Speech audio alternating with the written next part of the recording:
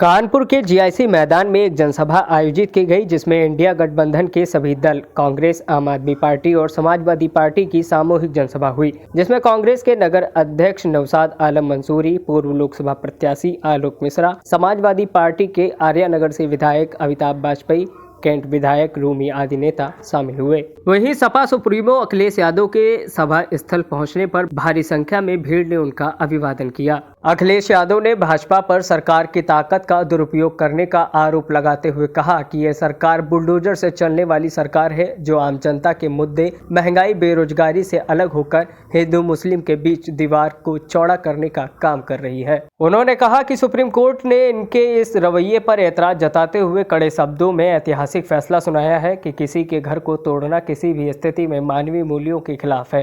एक आदमी घर बनाने का सपना जीवन भर देखता है, तब कहीं जाकर कड़ी मुश्किल से उसका घर बन पाता है।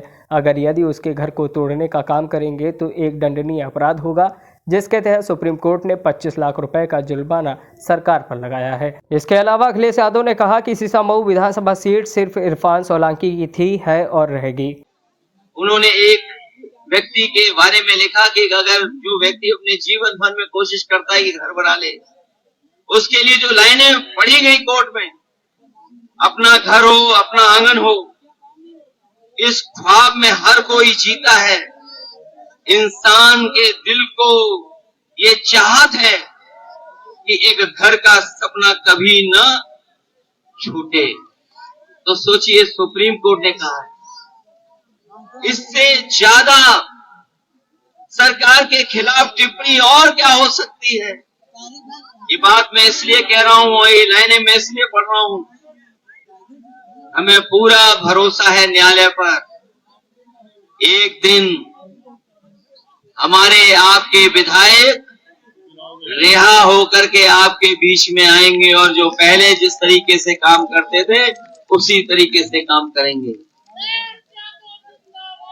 सोचिए कितनी से उसके खिलाफ कोर्ट में गए और उसके बाद जो जजमेंट आया है,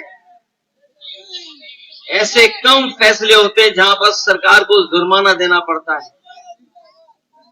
क्या कोई सोच सकता है कि सुप्रीम कोर्ट ने सरकार पर 25 लाख का जुर्माना लगाया है? न केवल जुर्माना लगाया है, बल्कि ऐसे दोषी अधिकारियों के खिलाफ कार्रवाई करने के लिए भी कहा है जिन्होंने बुलडोजर चला करके किसी का घर तोड़ने का काम किया है। जो घर तोड़ना जानते हैं उनसे क्या उम्मीद करोगे आप? जो घर तोड़ने में एक सेकंड न लेते हो, उनसे क्या उम्मीद करते हो? कम से कम आज के बाद ये कहा है कि ऐसे दोषी अधिकारियों के खिलाफ भी कार्रवाई हो और सरकार पे जुर्माना हुआ है। सरकार पर जुर्माना हुआ इसलिए हुआ क्योंकि वो अनकॉन्स्टिट्यूशनल लोग हैं और इस फैसले के बाद बुलडोजर रुकना चाहिए, अनकॉन्स्टिट्यूशनल काम नहीं होना चाहिए। सीएम योगी आदित्यनाथ ने कहा कि समाजवादी जो है तो पार्टी है और वो ज्यादा जो है और क्या कहेंगे? समाजवादी पार्टी पिछड़े दलित अल्पसंख्यक आदिवासी आदि आबादी का नेतृत्व करने वाला पीडीए नारा, पीडीए गरीब जो गरीब हैं उनकी आवाज है, जिनके साथ अन्याय हुआ है उनके साथ खड़ा पीडीए परिवार है। हमारे मुख्यमंत्री को कुछ समझ में कम आता है। अभी तक तो सरकार डरी हुई थी, अब लग रहा है सरकार हिली हुई है। जिंदाबाद जिंदाबाद